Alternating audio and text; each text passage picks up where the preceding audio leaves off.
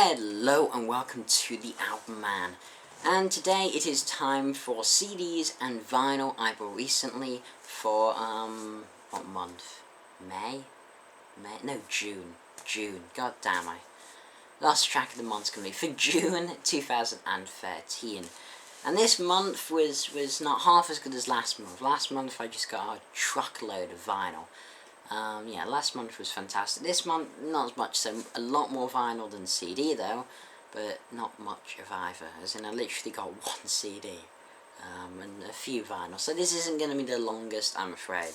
We'll start with the CD, which I've already shown before. It is of course Black Sabbath 13, the deluxe edition, with the amazing holographic cover. I don't know if the standard edition has this, but I just love holographic covers. The second one I have, the other one, before Elf, there were elves, Ronnie James Dio's first band. That's pretty interesting album. So yeah, this has the bonus tracks Methodemic, Peace of Mind, and Pariah.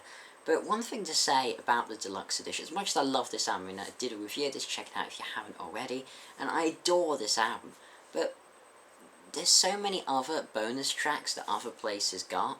Just like Japan, of course, as usual, always getting so many damn more bonus tracks.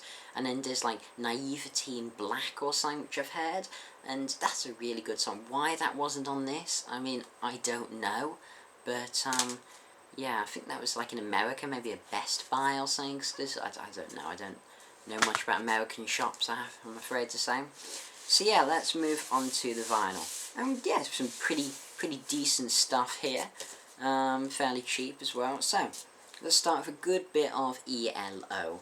So this is one of their lesser known albums, Secret Messages. I'm a big ELO fan. They are one of my favourite bands of all time. I mean, you know, ELO are just a great band. And this is one of their later albums. Let's see when it's from. Yeah, it's from about 83 it seems, or something like that. But yeah, so it's one of their bit later albums, and this mainly has the song Rock and Roll is King was the single from this.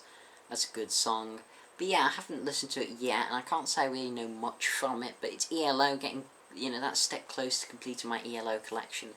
I think I pretty much just need maybe the first self-titled, ELO 2, and El Dorado. It's something like that. Yeah. So, that's always cool. I got a classic live album which I've been wanting for ages and never listened to, but I've always been told I should. If you want blood, you've got it.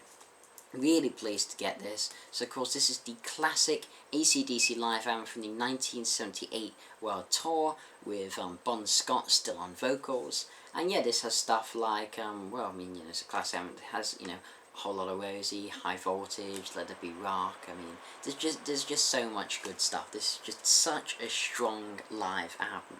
It definitely is one of my favourite covers. I mean, how cool is that? Angus just stabbing himself through the chest with his SG, and then at the back being dead. I mean, that's just a cool cover, cool album. Only a couple left, I'm afraid. We have Alice Cooper's $1 Billion Babies. I've been meaning to get this album for such a long goddamn time. I love Alice Cooper, but the only album I've ever had is Trash. And I've been wanting to fix that for a while because, you know, I like his earlier stuff better, to be honest, as much as I think Trash is an amazing album.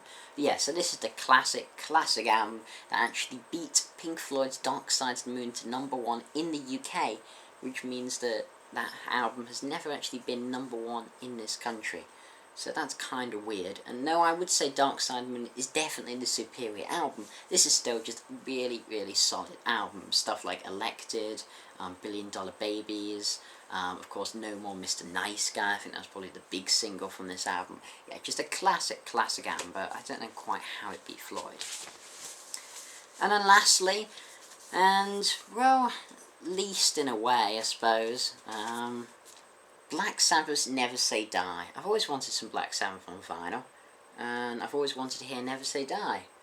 So yeah, here it is, Never Say Die. But it's not exactly known as their greatest work. I mean, I think it was released in 1978, and it's the last Black Sabbath album to feature Ozzy on vocals before good old 13. Oh, good nice Black Sabbath month here.